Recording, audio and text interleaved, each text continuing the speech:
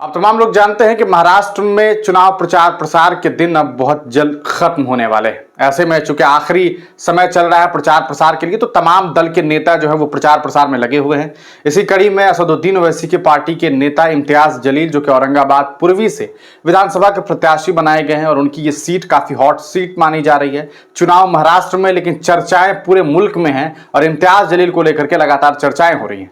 आपको बता दें कि आज इम्तियाज जलील साहब जो है वो किरातपुरा पहुंचे और किरातपुरा में जाकर के उन्होंने लोगों के बीच जो है वो संबोधन किया। उन्होंने सीधे तौर पर ये बात बताई कि किस तरह से वो जो है उन्हें हराने की साजिशें हो रही है। उलेमाओं को लेकर के उन्होंने ये जिक्र किया। उन्होंने ये बात कही कि आखिरकार जो उलेमाओं का फैसला है वो उनका अपना फैसला है, व्यक्तिगत फैसला है, लेकिन हमारा ये हक बनता है कि हम उलेमाओं के खिलाफ कोई बात नहीं करेंगे। हमारा कभी उलेमाओं से कोई झगड़ा नहीं रहा है। उन्होंने कई बार, इम्तियाज जलील ने ये बात पहले भी कई बार कही कि हम नहीं चाहते कि कल को अगर उनका दिल बदल जाए और हम फिर वापस दोबारा जब मिले तो कोई ऐसा लगे कि यार हम मिल नहीं सकते, मतलब इतना मामला न बिगड़े कि कल को जब मिलना चाहें तो फिर नजर चुराने लग जाएं। तो ये बातें उन्होंने कही है। क्या कुछ बातें कही है, लगभग 15-20 मिनट तक इम्तियाज जलील ने जबरदस्त भाषण दिया। आप इस वीडियो को देखिए।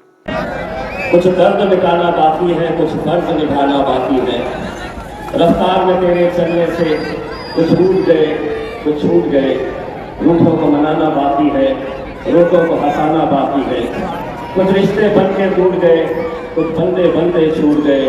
इन टूटे छूटे रिश्तों के जख्मों को मिटाना बाकी है। जब सांसों का थम जाना है तो क्या खोना क्या पाना है, पर मन के जिद्दी बच्चे को ये बात बताना बाकी है। आहिस्ता चल जिंदगी, अभी कई कर्ज चुकाना बाकी है। कुछ फर्ज निभाना बाकी है, कुछ दर्द मिटाना बाकी है। भाइयों, पिछले कई दिनों से अल्हम्दुलिल्लाह इन सड़कों के ऊपर हमारे कायद बैरिस्टर असदुद्दीन ओवैसी साहब, अकबरुद्दीन ओवैसी साहब हर रोज यहाँ पर हम इसी इरादे से जमा होते हैं कि अल्हम्दुलिल्लाह जिस शहर में दुनिया को इत्तेहाद का सबूत दिया, जिस शहर में दुनिया को बताया कि अगर हम एक ताकत बनकर खड़े रहे, एक ताकत बनकर अगर हम खड़े रहे तो हम पूरी दुनिया को एक मिसाल दे सकते हैं। अब यही वजह है। भाई साहब सुनिए, भाई साहब सुनिए, पतंग आप 20 तारीख को उड़ाइए। अभी महफिल को खराब मत करिए, अभी बैठ जाइए आप।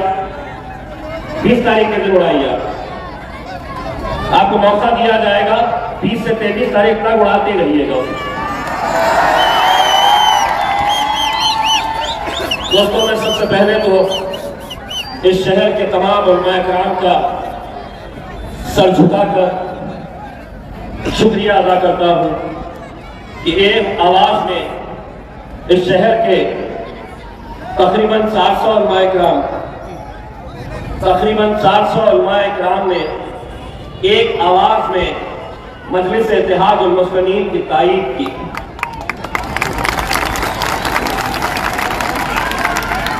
ये वो लोग हैं जिन्हें हम अपने सरों का ताज समझते हैं।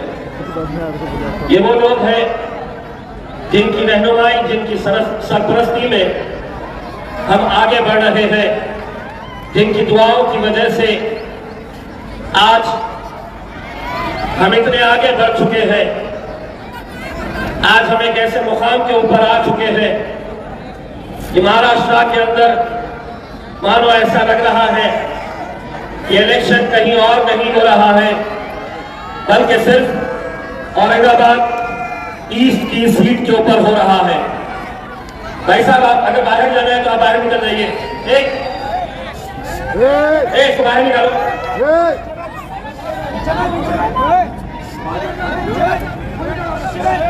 उन्हें बाहर निकालिए।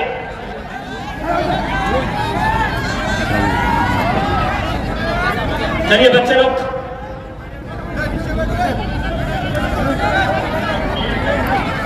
मैं आप लोगों को सिर्फ ये बताना चाहता हूं कि आज एक ऐसी साजिश इस शहर में चल रही है जहां 20 तारीख के दिन 3 अलग अलग उम्मीदवार अपने तौर पे इकट्ठा होकर यहाँ के इन इलाकों में वोटिंग का परसेंटेज कैसा कम किया जा सकता है, कैसे माहौल को खराब किया जा सकता है, इसकी साजिश रची जा रही है। हमने पुलिस को इस ताल्लुक से आगाह कराया है। हम चाहते हैं कि इलेक्शन की तरह होना चाहिए। यकीनन हम पूरी ताकत लगाएंगे, एकजहती का सबूत देंगे, मिलजुल कर आएंगे, 6 नंबर बटन पर मोहर लगाएंगे और इंशाअल्लाह मजलिस इत्तेहाद और मुस्लिमीन को 2014-2019 के अंदर जिस तरीके से कामयाबी आप लोगों की वजह से मुमकिन हुई थी, वो इंशाअल्लाह 23 नवंबर को इन सड़कों के ऊपर सिर्फ रंग ही रंग नजर आने वाला है, आसमान में सिर्फ पतंग ही नजर आने वाला है। यही हम अल्लाह रब्बुल इज्जत से दुआ करते हैं। ये दुआ करते हैं इस इलेक्शन में हमारे कुछ बुजुर्ग, हमारे कुछ उलमाए दीन जो भी फैसला लिए हैं, हम उसका तहे दिल से इस्तेकबाल भी करते हैं। जिन्होंने हमारे हक में फैसला लिया है या जिन्होंने कोई और फैसला लिया है, मैंने मेरे हर जलसे के अंदर ये बात कही है, दोबारा आपको ये बात बताना चाहता हूं कि कुछ फेक अकाउंट्स के जरिए कुछ उलमाओं को गलत तरीके से गलत शब्दों का इस्तेमाल करते हुए मजलिस इत्तेहाद और मुस्लिमीन को बदनाम करने की कोशिश कुछ लोग कर रहे थे। सिटी चौक पुलिस स्टेशन के अंदर बाज़ाब्ता एफआईआर रजिस्टर कराई गई है और उन लोगों की शिनाख्त भी हुई है जो सिर्फ अपने सियासी मफाद की खातिर, जो सिर्फ मजलिस को बदनाम करने के इरादे से ये घिनौनी हरकत को अंजाम दिए। सियासत अपनी जगह, कौन जीतेगा कौन हारेगा ये 23 तारीख के दिन फैसला होगा, लेकिन हम किसी भी सूरत में हमारे उलमाए किराम के खिलाफ कोई भी गुस्ताखी हम कतई बर्दाश्त नहीं करेंगे। किसी मुसलमान ने अपने मौलाना, अपने उलमाए किराम के ताल्लुक से कोई गलत बयानी किसी ने भी बर्दाश्त नहीं करनी चाहिए। सियासत अपनी जगह पे है।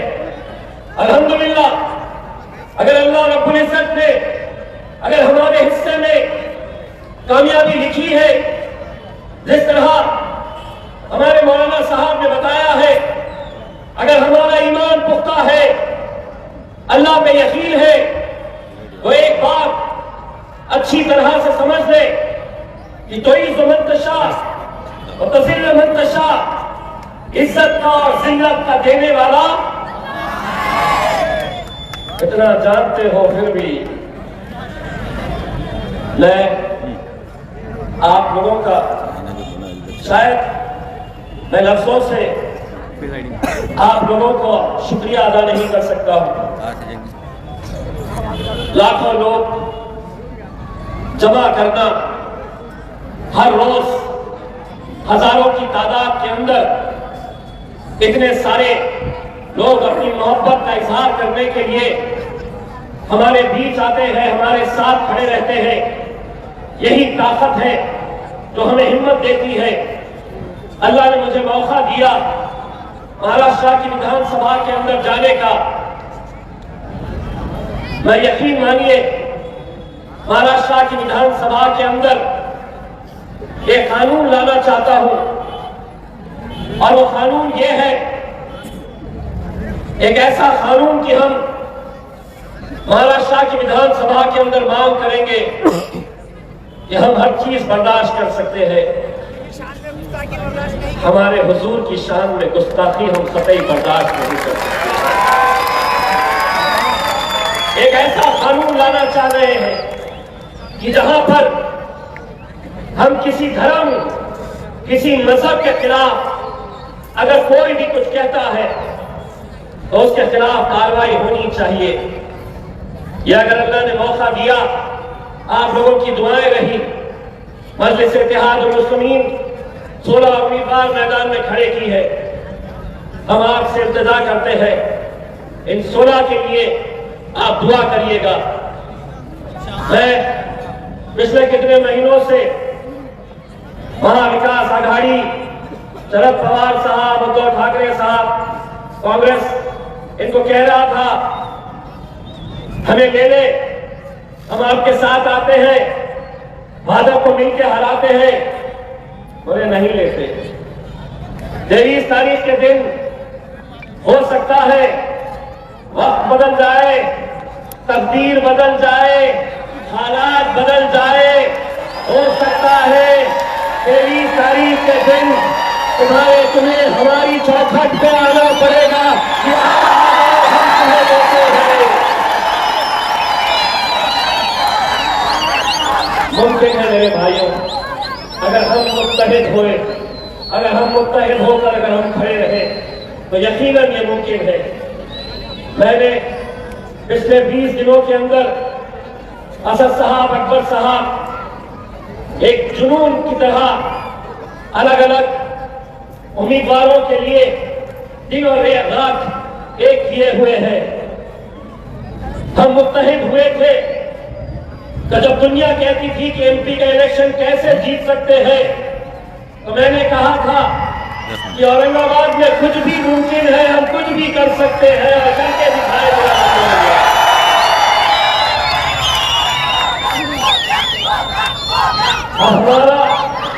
हमारी नजर हमारे शहर के नौजवानों की नजर आसमान में है। हम आपको ऊंचाई पर ले जाना चाह रहे हैं और कुछ लोग आपको 50 साल पहले खटारा साइकिल पर टीवी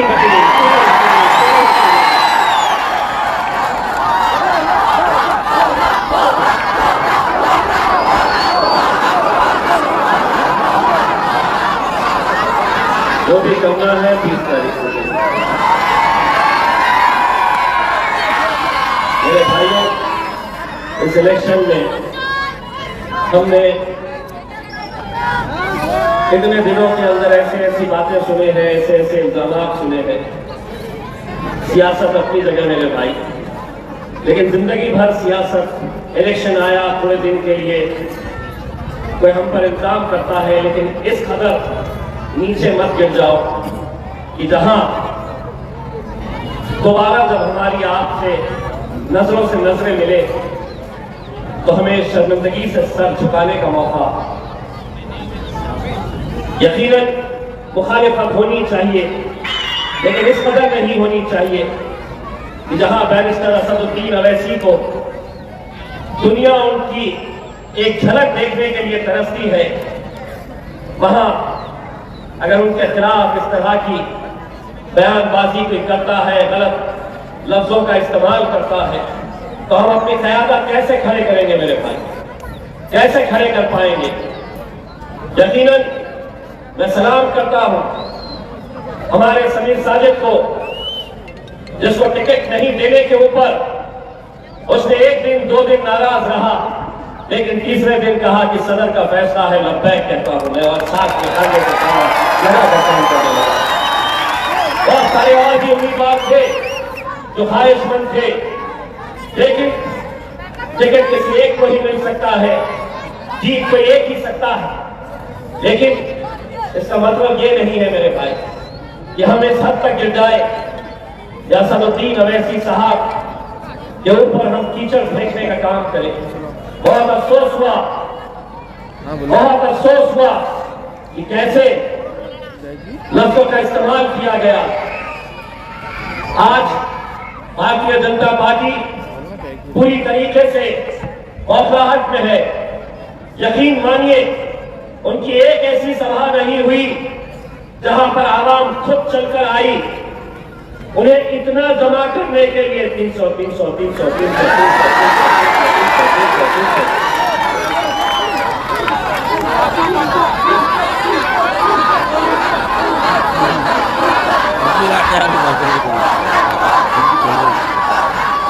वो 300 ले रहे थे।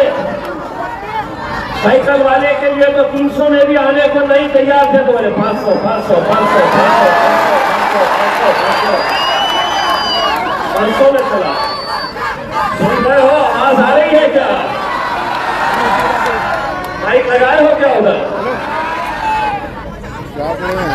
मेरे भाई, पैसों से तुम भीड़ इकट्ठा कर सकते हो, पैसों से मोहब्बत नहीं खरीदी जा सकती है। और ये मोहब्बत की निशानी है मेरे भाइयों। ये आप, अरे क्या बोल रहे हैं?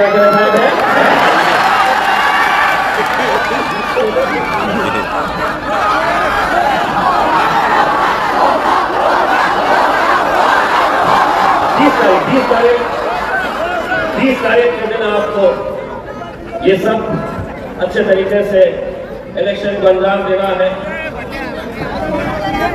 चलाना है। तो मैंने कह रहा था कि भारतीय जनता पार्टी इस कदर बदलाव में आ गई है। नरेंद्र मोदी साहब यहाँ पर आए, मैं आपको पूरी जिम्मेदारी के साथ कह रहा हूँ, 2 किलोमीटर दूर सभा है, लेकिन वहां से लोगों को लाने के लिए लोग तैयार नहीं थे। 300 और 500 में भी महिलाओं ने कहा, पंत प्रधान ये ना है ना, हमें 300 ना, ये नहीं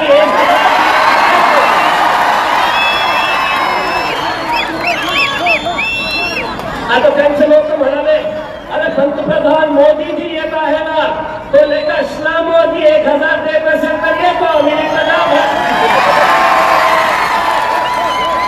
1000 में लाना पड़ा।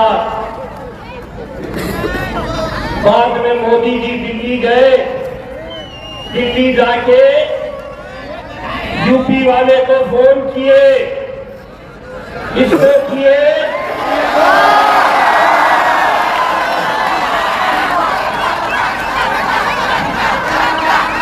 बोले तू कौन है? तो बोले मैं औरंगाबाद जा रहा। बोले मत जा, वहां पूरे नान खलिए वाले हैं, कुछ नहीं होने नहीं बनता, आने वाला था, रुक गया। अब तेरी किस्मत, तुझे तो मैं किराड़पुरा लाके खलिया खिलाने वाला था। तो सुना आपने इम्तियाज जलील को कि किस तरह से उन्होंने इस पूरे मामले को लेकर के जो है चुनाव के मामले को लेकर के लोगों के बीच बातचीत की। उन्होंने ये बताया कि कैसे उन्हें हराने की कोशिश की जा रही है। उन्होंने बड़े बड़े आरोप लगाए सरकारी तंत्र पर, उन्होंने बड़े बड़े आरोप लगाए सरकार के बड़े बड़े लोगों के ऊपर। आखिरकार आपको क्या लगता है कि क्या इम्तियाज जलील जो है वो कामयाब हो पाएंगे? उनके प्रचार प्रसार में ऑल इंडिया मजलिस इत्तेहादुल मुस्लिमीन ने तमाम जो कोशिशें हैं, तमाम जो प्रयास है उनके नेताओं के द्वारा किए गए। आपने देखा कि सबसे ज्यादा सभा जो है असदुद्दीन ओवैसी साहब ने, अकबरुद्दीन ओवैसी साहब ने और तमाम बड़े नेताओं ने उनके लिए किया है। लेकिन सवाल यह है कि क्या इस बार इम्तियाज जलील कामयाब हो पाएंगे? इम्तियाज जलील को हराने के लिए बड़ी कोशिशें जो है वो वहां पर की जा रही है। 28 मुस्लिम प्रत्याशी वहां पर चुनाव में उतारे गए हैं और सीधे तौर पर इम्तियाज जलील तो अतुल सावे जो कि एनडीए के प्रत्याशी हैं, उनके ऊपर ये आरोप लगाते हैं कि उन लोगों ने 28 को खड़ा करवा दिया है ताकि वोट बढ़ सके और इम्तियाज जलील को जो है वो चुनाव हराया जा सके। आपको इस पूरे मामले पर क्या कुछ लगता है? इस पूरे प्रकरण को किस तरह से आप देखते हैं? अपनी राय कमेंट सेक्शन में जरूर दीजिएगा।